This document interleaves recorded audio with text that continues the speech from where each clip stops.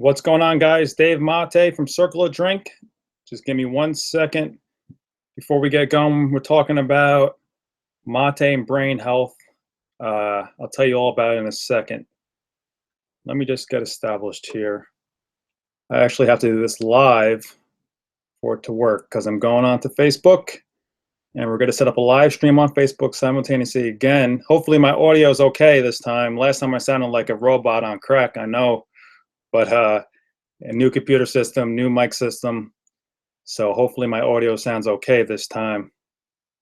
So bear with me, guys. Those of you guys who are on Facebook, Facebook Live should be coming on any second. Let me see. Live video. Yes. All right.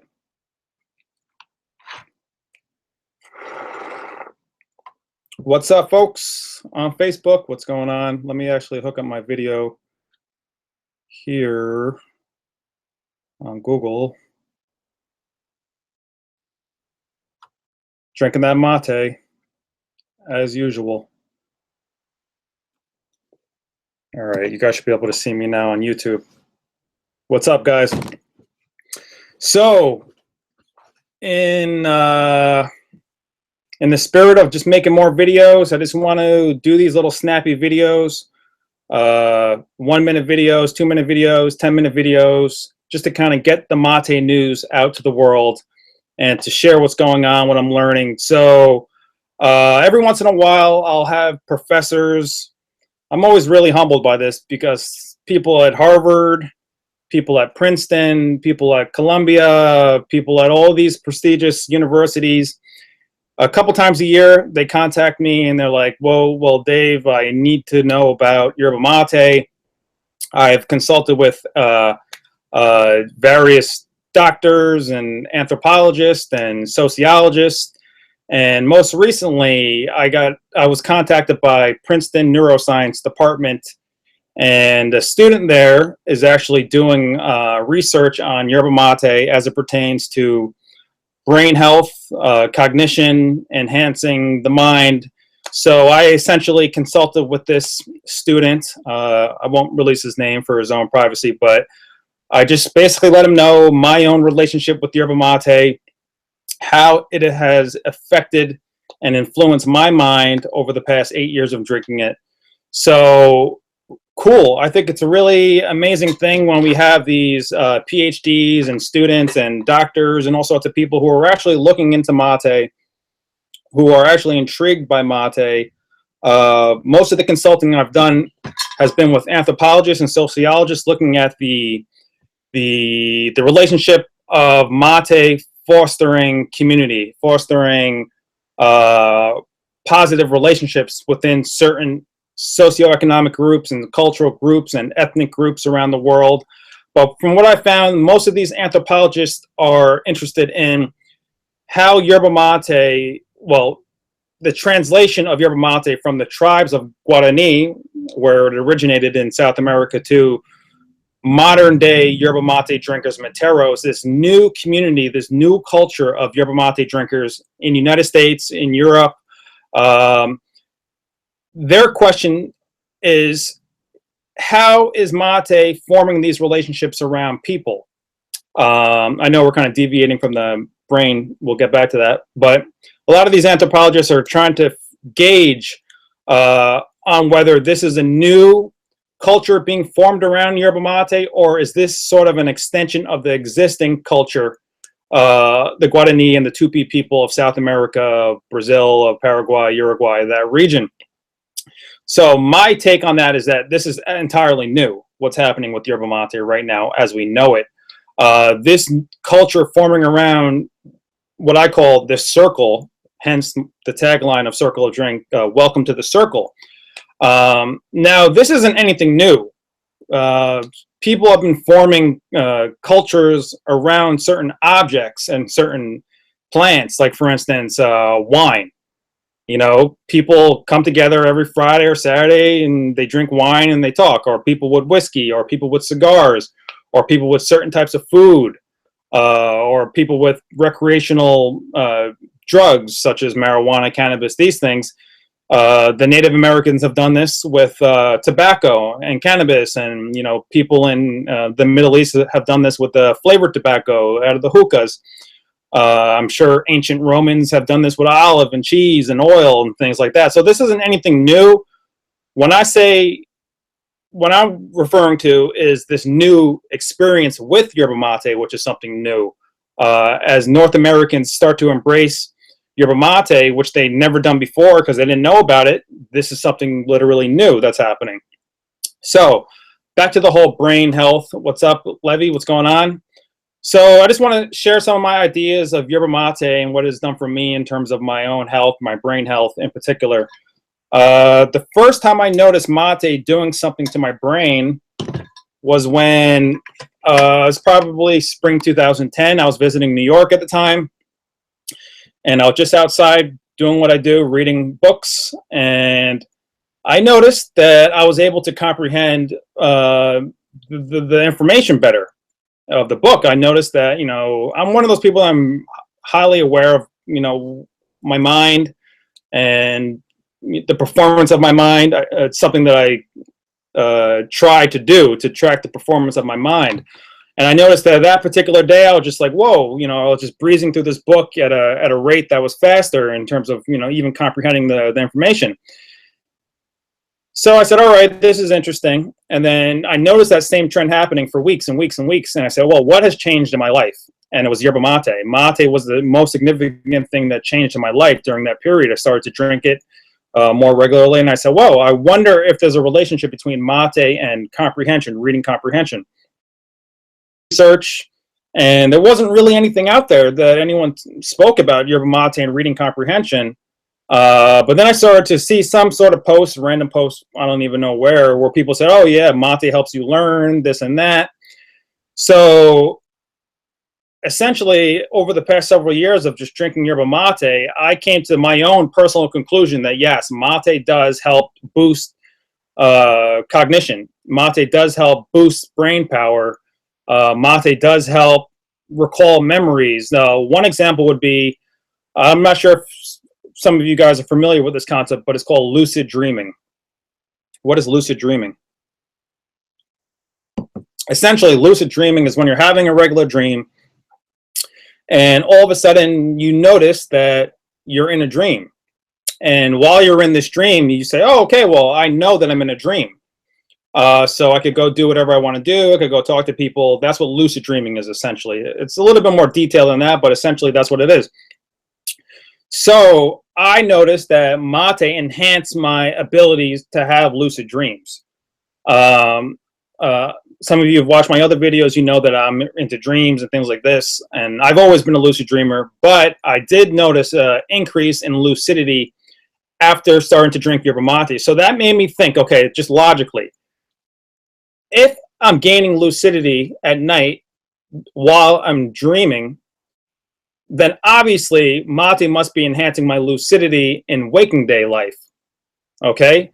So that was one of the things that I proved to myself, that mate is enhancing neural activity. Now, can I explain how? No, I can't explain how. I mean, I'm not even sure if I have the vocabulary to explain how. I'm not a doctor, I'm not a scientist, I'm not a neuroscientist, I'm none of these things. I just drink a lot of yerba mate and I pay attention to what's going on in my mind.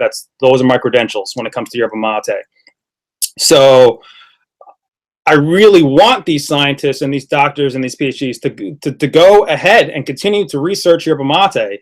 And the fact that you guys are contacting me, wow, thank you, great. Thank you for your confidence in obtaining my feedback as it relates to yerba mate. So just to recap, awesome. Princeton Neuroscience Department, thank you for contacting me. It was a pleasure to consult with you guys. And I hope that you continue your research on yerba mate.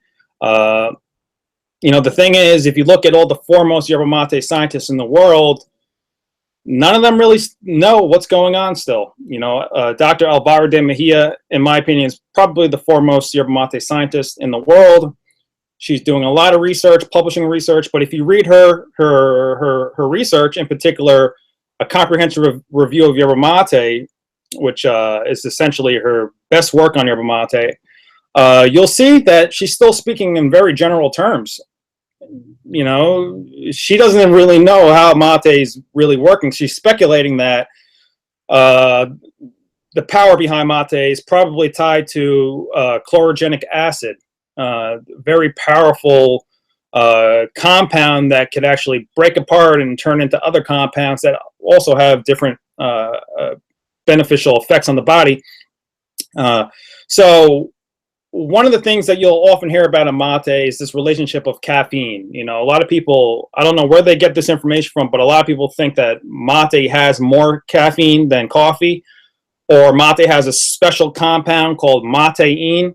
Well, let's just clear the air right now. There is no molecule called matein.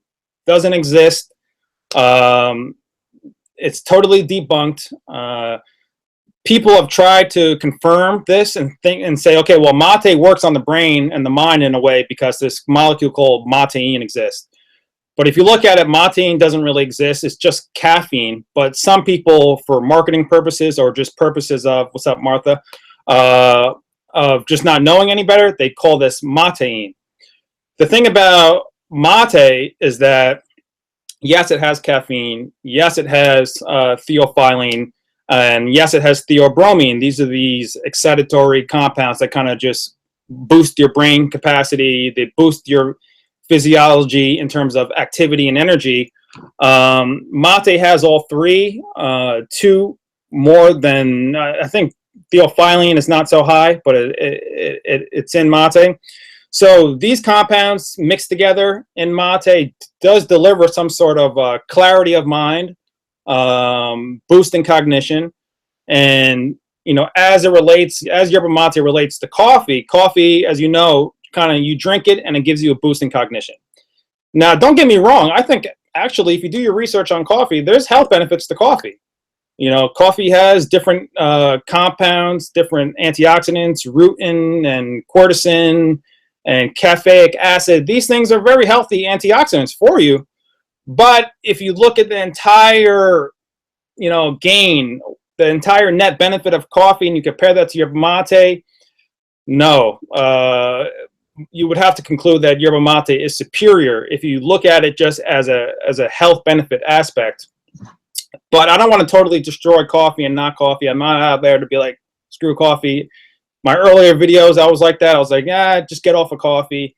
But I think drinking some coffee now and then is fine. Why not? You know, live your life. You want to drink coffee, go ahead. I personally don't drink coffee anymore like that. I drink it once in a blue. And I don't even drink green tea like that anymore. I drink green tea once in a blue. But yerba mate, it's got to be every day for me because I've proven it to myself already. For me, yerba mate is by far superior in terms of health benefits and in terms of sharpening up the mind compared to coffee and green tea. I'm actually drinking Del Cebador. For those of you guys don't know about this brand, this is a gem. You definitely want to try it, especially for you connoisseurs out there looking for new mates to try. Del Cebador, yerbamateland.com. You can check out that brand over there. So what else can I say, guys? We got some viewers. Thank you guys for viewing. I just wanted to make this snappy, quick video. If anybody has any questions, feel free to ask some questions. And I guess that's it, folks. Drink your yerba mate. I know a lot of you guys who are just watching this video, you're asking, what the heck is this? Again, this is the most traditional way of drinking yerba mate. You drink it out of this cup or gourd. You put the herb in here. You add a straw, a metal straw with a filter at the end of it, and then you add the hot water and you drink it like that. I noticed, though, for some people this is intimidating. They're like, I don't want to be seen with this gourd and this bombicha. I don't want to be pulled over by the police, which I have been, actually. I got pulled over by the police who saw me drinking this in my car once a couple years ago. And actually, the cop was really cool. You know, I love cops. They're really cool for the most part. If you're, you know, I don't want to, well, that's another story. But every time I ever had an experience with a cop, it was actually a really good experience. So anyway, I offered the cop some of the mate. You know, we had some little jokes, little rapport. It was cool. And that was it. You know, he thought I was like smoking something. And there was another time, actually, this cop saw me adding mate on the streets and adding this, and he came up to me, and I actually ended up selling him a pound of mate. So that was really cool. So anyway, yeah, this is just the most traditional way of drinking it. I know some people don't want to drink it this way. I've had some people call me up and they're like, Dave, I don't care about the tradition. I don't care about the gourd. I don't care about the thing, the contraption, the bombisha. I just want to drink yerba mate. I don't care about all this hocus pocus stuff you're talking about. Actually, I really appreciate when people talk to me that way, just straight up, and that's cool. Hey, so I always tell those people, I'm like, listen, that's great, no problem. You don't have to go the traditional route. You know, you could make yerba mate just like how you would make green tea. Get yourself a French press. You can make yerba mate just like how you would make coffee. Get yourself a percolator or a French press. Get yourself a teapot if you're used to making green tea, or just if you want to go the gangster route, you know, no problem. What you do is this: you just grab a pot, right? You throw that on the stove, throw some hot water in that pot, let that come up to not a boil, but just, you know, very hot. Once you see the little bubbles on the bottom, grab some mate, throw the mate in that, kill the heat, put a plate on top of that, let that brew for 10 minutes, get yourself a strainer or sift or whatever it is, strain that through into your cup, and boom, that's just the, you know, the easiest way to make it if you want, if you don't have the teapot and all these things. So that's it, guys. Drink your yerba mate, feel good, feel great, invest in yourself, invest in your health. I'm telling you, you start to drink yerba mate, you're just going to feel so good. I don't even care if you don't like the taste at first. Keep on drinking it, because your mind and body have this interesting relationship where even if you don't like the taste of something necessarily, probably because your palate has been attuned to all these addictive compounds and sugars and sucrose, all you're doing is reformatting, you know, the hardware, so to speak, of your palate, of your taste. And before you know it, because I've heard this many times from tons of people over the years, they were like, Dave, I didn't like the taste. And then I came back to mate 2-3 weeks later, and then it tasted better. Then I came back to it a couple weeks later, and then now I love it. It's kind of like the first time I ever had whiskey. The first time I had whiskey, I was like, ugh, disgusting. You know, I was a long time ago. And now I'm like, whoa, I drink whiskey, and I'm like, this is delicious, single malt. Wow, coconut flavors, vanilla flavors. I just go crazy with it now in terms of just understanding it. At the same time, you know, the first time I ever had even coffee without milk and sugar, at first I was like, oh, no, this is no good. Now, pretty much the only time I ever drink coffee is with just straight up Americano, or I might add a little bit of soy milk or something, but I don't even add sugar anymore because I like to appreciate the taste. Same thing with mate. The first time you have it, you may be like, it's kind of bitter, it's kind of funny. But just if you want to add some mint, go ahead and add some mint. You want to add some sage, add some sage. You want to add a little bit of honey or agave, go ahead and add some agave. That's no problem. But, you know, don't sell yourself short. Keep on drinking it just pure yerba mate. And who knows, you might just end up liking it pure, just like that. All right, guys, so quick video. Thank you again, Princeton Neuroscience Department, for reaching out. Great time talking with you guys. All you scientists out there, too, who are doing research or want to do research, or students, PhDs, whatever, whoever you are, doesn't matter. You could be in a lab or a garage or, you know, NASA, I don't care. You're all more than welcome to reach out to me. No problem. I'll help you out if I can. And that's it, guys. Drink your mate. Salud. Peace out.